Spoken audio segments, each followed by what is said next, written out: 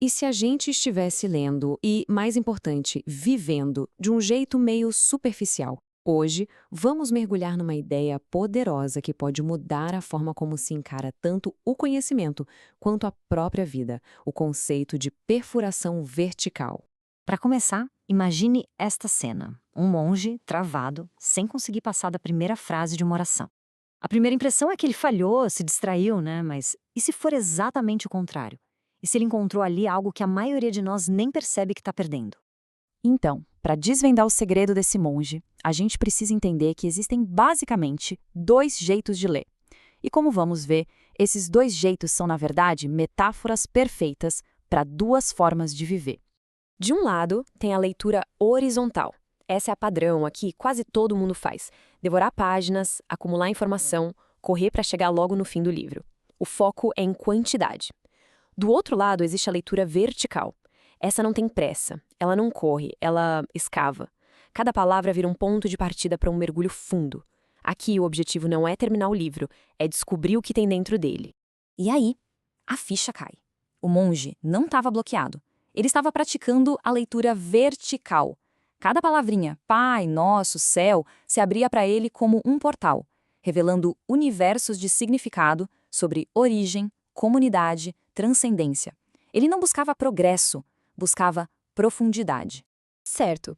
Agora, e se a gente pegasse essa mesma lógica, a de correr na superfície, contra a de cavar fundo, e aplicasse isso na nossa própria existência? O filósofo romeno Gabriel Liciano ajuda a gente a fazer essa ponte com uma ideia bem surpreendente sobre liberdade.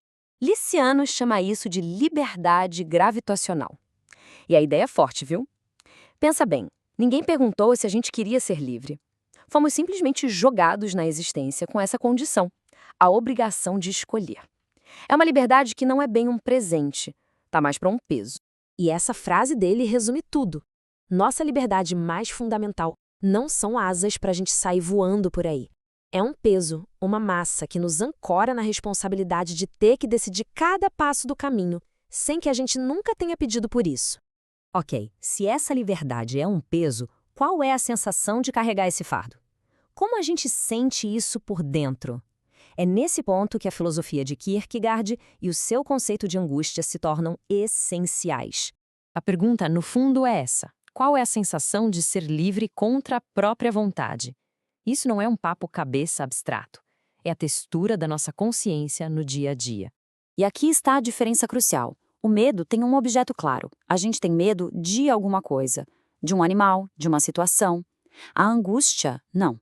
A angústia é o medo da própria liberdade, das possibilidades infinitas. É aquela vertigem que dá na beira de um precipício quando se percebe que a única coisa que impede o salto é a própria pessoa. Angústia, então, é o nome que a gente dá para essa sensação de carregar a liberdade gravitacional.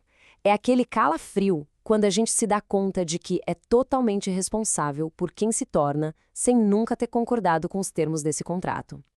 Nós somos o abismo e também a liberdade de pular nele. Certo, diante dessa liberdade pesada e dessa angústia que dá vertigem, o que fazer? Liciano propõe uma resposta que não é moral, mas sim existencial: a humildade. E aqui é fundamental entender, não estamos falando de ser modesto, de baixar a cabeça. Estamos falando de uma humildade ontológica, que é uma forma honesta e clara de entender o nosso verdadeiro lugar na estrutura da realidade. Essa definição se desdobra em 4 pontos. Basicamente, é reconhecer que, primeiro, viemos de uma fonte. Segundo, não podemos controlar essa fonte. Terceiro, ela nos constituiu. E quarto, ela está fora de nós. Ou seja, no fim das contas, nós não somos a nossa própria origem. O ponto central é esse. Humildade é ter a clareza de saber que não somos a causa de nós mesmos. A gente pode escolher os nossos caminhos, claro, mas nunca escolhemos ser o tipo de ser que precisa escolher. Essa condição simplesmente nos foi dada. Para entender a humildade ainda melhor, ajuda muito olhar para o seu completo oposto, a recusa radical dessa nossa condição. Liciano dá um nome bem forte para isso: tentação luciférica. É a rebelião contra a humildade. É a tentativa de se tornar a própria fonte, de apagar a sua origem e se constituir a partir do nada. É o auge do orgulho de querer ser a causa de si mesmo. Só que essa é uma fantasia impossível, né? É como tentar se levantar do chão puxando o próprio cabelo. Não dá. A liberdade não pode criar a si mesma, porque ela precisa existir antes para poder tentar. É um paradoxo que se autodestrói. E agora, a gente chega no ponto de união. Vamos conectar tudo isso, a humildade, a liberdade, a tentação de ser a própria fonte, e voltar para nossa imagem do começo, o simples ato de ler. A conexão é surpreendentemente direta. A leitura horizontal, com aquela pressa de dominar e consumir o texto, é o espelho da tentação luciférica, a vontade de ser a fonte, de controlar tudo. Por outro lado, a leitura vertical, que acolhe e se aprofunda no mistério do texto, é o reflexo exato da humildade ontológica, a reverência a uma fonte que nós não criamos. Então, a grande sacada é que o jeito como a gente lê revela o jeito como a gente existe.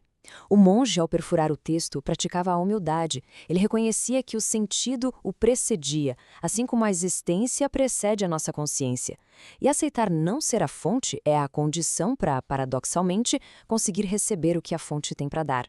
E fica a pergunta para a gente pensar. Será que estamos só correndo pela superfície ou cavando mais fundo em nossas próprias vidas? Esta análise foi toda baseada nas ideias do ensaio A Perfuração Vertical, de Daniel de Carvalho.